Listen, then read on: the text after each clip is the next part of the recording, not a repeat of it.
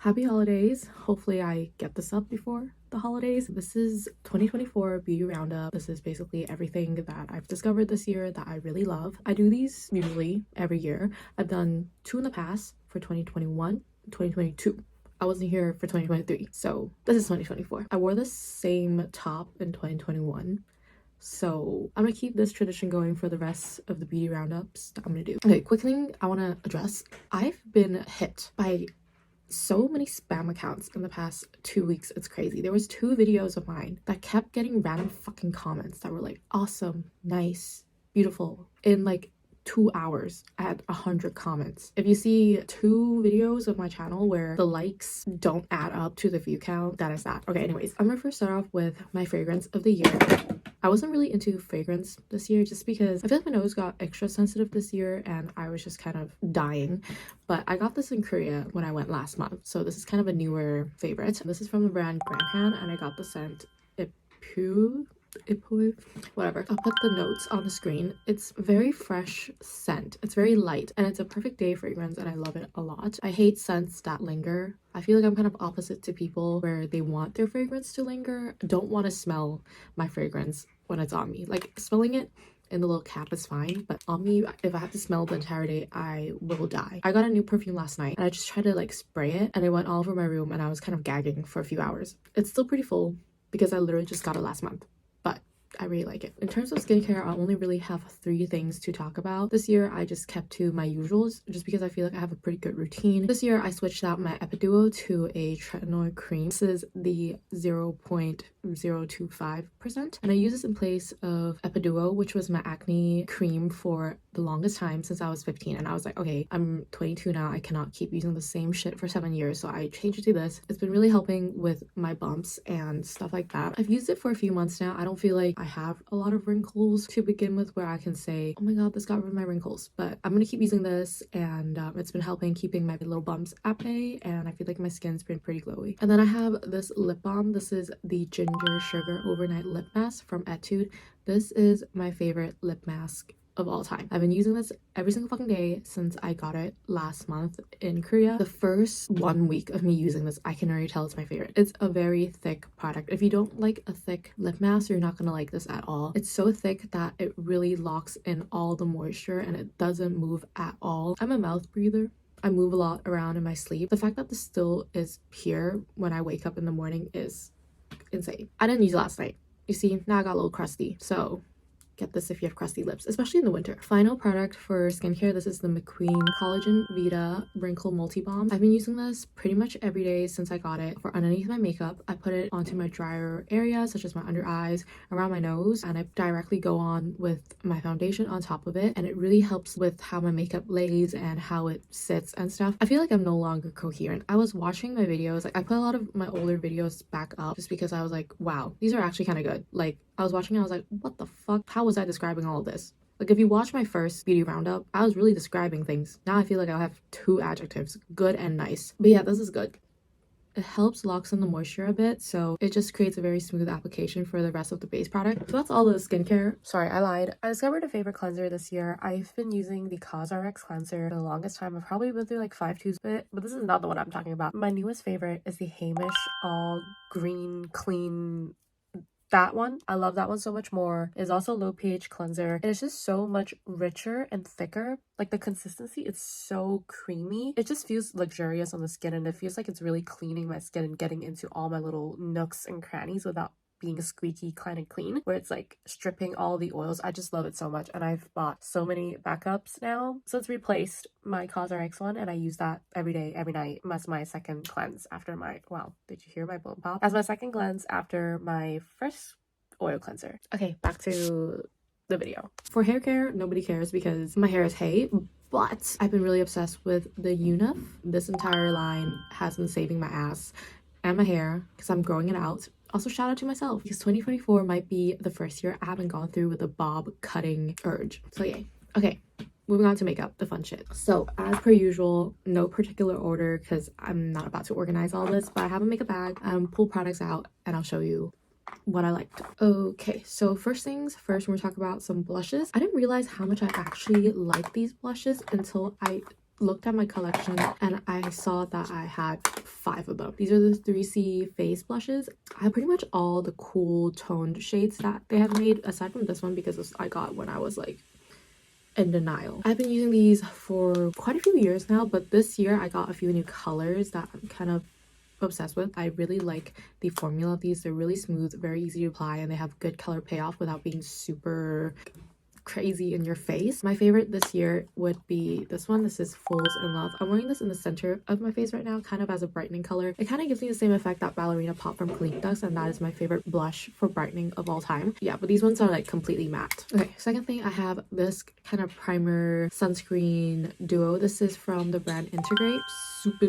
suppin maker. It has SPF 50 and I really like this for traveling, kind of like a primer and sunscreen all in one, so I can use this to tone up my face and obviously acts as a makeup base. This also has enough SPF, so if I skip SPF I don't feel like I'm gonna get skin cancer, you know? If you have a darker skin tone than me, which honestly isn't that dark, you're probably not gonna like this because it's like one of those tone up products where it can apply a little ashy face-based product. Oh my god. Okay, wouldn't be a video of mine if I don't drop something. Speaking of terrible shade ranges and ashiness, this is the Glow Breathable Blemish Balm. I said all that like I didn't like it. I love this product. If you somehow fit into the 3 shades that they have, the lightest one is pure white. This one's the second one, which is kind of a little gray. Also, the third one is brown. Then you would probably really like it. I really have nothing to say to defend its shade range. It's shit and it needs to change. But the product is very good. It has a very natural coverage and I really like it for every day. It works beautifully on the skin and it doesn't feel heavy at all. I still am a bit congested because I literally had a fever like yesterday. If Glow is watching, please work on the shade range because whatever is going on is ridiculous. I guess I'll finish off with the complexion products first. This is the cushion that I've been using a lot. I also got this last month in Korea, but I've just been using this nonstop because it's so amazing. It's perfect for this weather right now where it's a bit drier and I'm kind of flaking. This is the Amuse Dew Power Vegan Cushion. I got this as a recommendation for when I went to my color analysis and I got the shade in 01 Pure. If you're trying to find like a very light, fair color cushion, this is not gonna work because this works for me and I am not the lighter shade. But the packaging is pink, of course. I really like mesh cushions.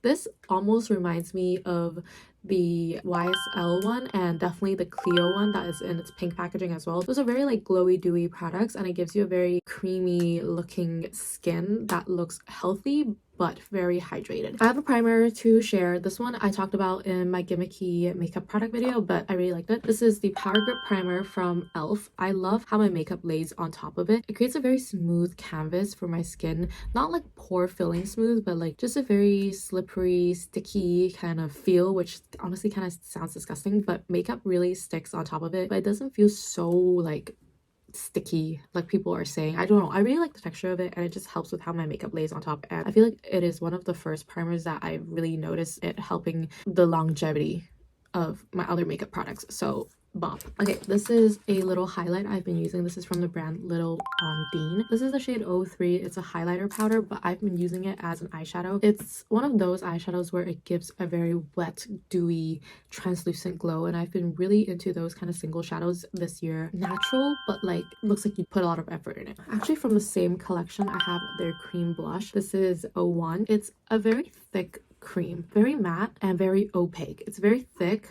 Can you see? Look at the color payoff. So you definitely don't need a lot. It's also not as light as some of the other like Asian beauty cool tone pinks are. So I think this looks very pretty just fully on the cheek, not just as like a highlighting cheek product, which most blushes this color usually tend to be in Asian beauty brands. And it like kind of sets down so it really sticks to your face and wears really well. It doesn't rub off or anything, especially if you set it well. For the first eyeshadow palette, this is the joocyee eyeshadow palette. This is the shade 17. I love this because of how neutral and boring it is. I was gonna get the other one also from the same black packaging collection because that looks more right up my alley, but I feel like I have a lot of cool tone colors, which is exactly what it was. This is so neutral, so boring, but it's like exactly what I need because all I buy are palettes with like a pop of color or like color palette. I kind of forget that I need like just simple palettes sometimes that I can grab one of and not grab like multiple single shades or multiple palettes to go travel with. This is just a one and done palette. It has all the shades I usually use. It has transition shades, contour shades, eyeliner shades, and a really shimmery glossy color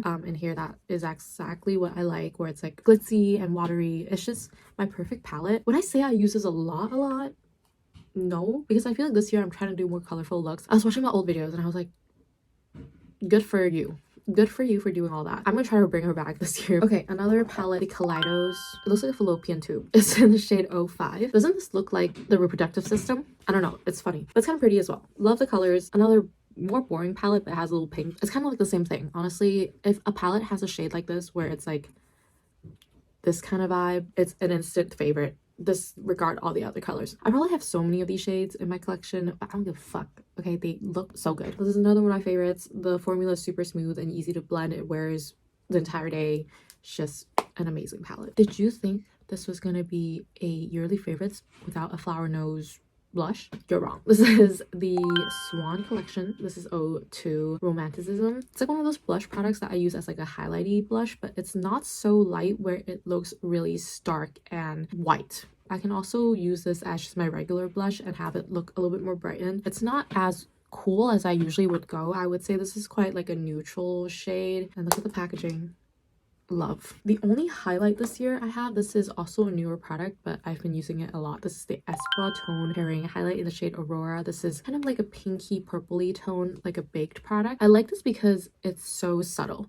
I'm wearing it today. You can barely tell it's purple, but it's like there, you know? Just a very subtle purple highlight without looking blinding. It still looks like it's your skin, but it's like a cute little blush topper kind of vibe. Not a yearly favorites without flower nose eyeshadow. I've honestly tried so many flower nose eyeshadow palettes this year and they're all so good. I got this one literally yesterday and I've yet to play around with it, but I can tell it's gonna be a favorite because this is just so pretty. It would probably be in this video if I'd gotten it a little bit earlier, but I'm not about to put a product that I just got yesterday into yearly favorites. You know, I don't even know if it's a weekly favorite. Anyways, this is the palette from their Moonlight Mermaid series. I actually bought this last year, but I brought it with me to Japan for my exchange. That is how much I believed in her potential. I didn't bring that many eyeshadows over. I think I probably bought like 3 palettes over, and this is one of them. Look at this. This one has like a very pretty periwinkle shade and a more darker color. I love the additions of neutral shades in it just because sometimes I just do a look with this and this and it's like good to go. I got this concealer this year, I'm sure. This one I use as like a face concealer. I'm wearing this underneath my eyes today without the Rare Beauty corrector and I really like it. This is the Tarte Shape Tape Radiance. I mentioned the creamy version in my, actually did I mention this in my 2023? Let me fucking search it up. So if I did, this is embarrassing.